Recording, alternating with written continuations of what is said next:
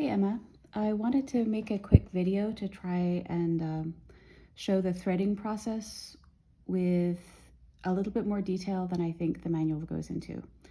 Um, there's also a person online who has a video out about threading a two spool, and I found it a little bit not helpful. I did it the wrong way following her video, so this I think will help. So you put the spool on the spool pin in the usual way.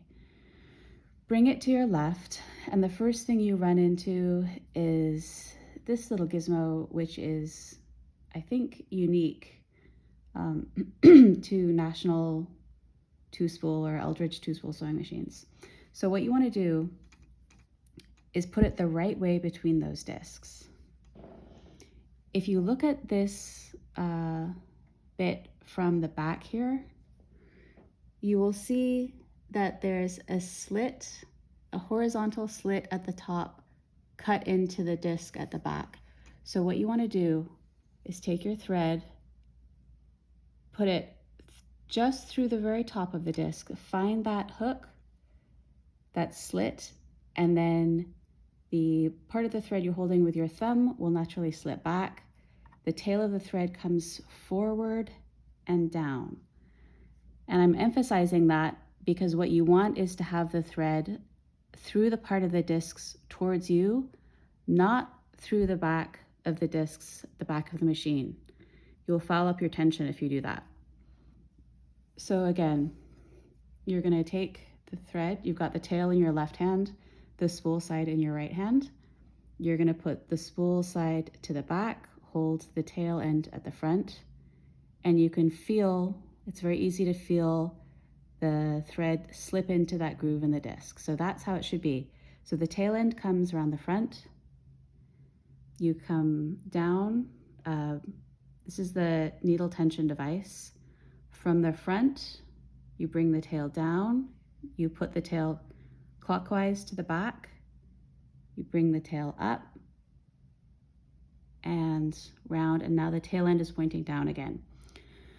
So the thread has gone around the needle tension device once, and it's unusual, and I think it might be unique again, to have the thread go around the tension device rather than just through the discs.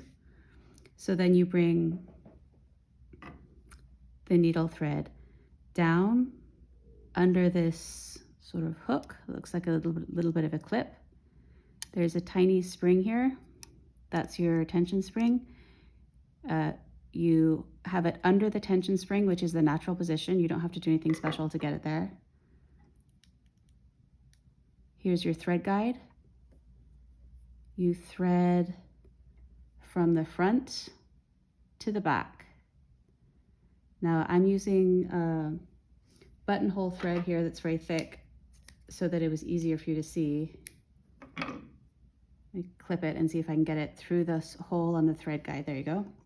So from the front to the back, not from the back to the front to the back, pull it down, and then you've got this thread guide right here. Just, it slides into that clip, comes down, and then you put it into the needle. The needle is oriented left to right in this machine, not front to back, as is, I think, more often the case now. This thread is too thick to go through it. I'm going to take this needle out. The round side of the shank is towards the left.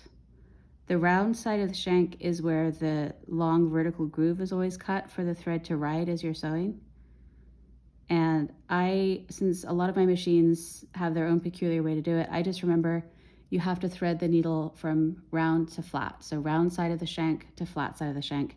In this case, that's going to be left to the right, which is the natural position of the thread as it comes down the face of the machine. Okay, that was really long. I'm going to come back and do threading the bobbin in just a sec.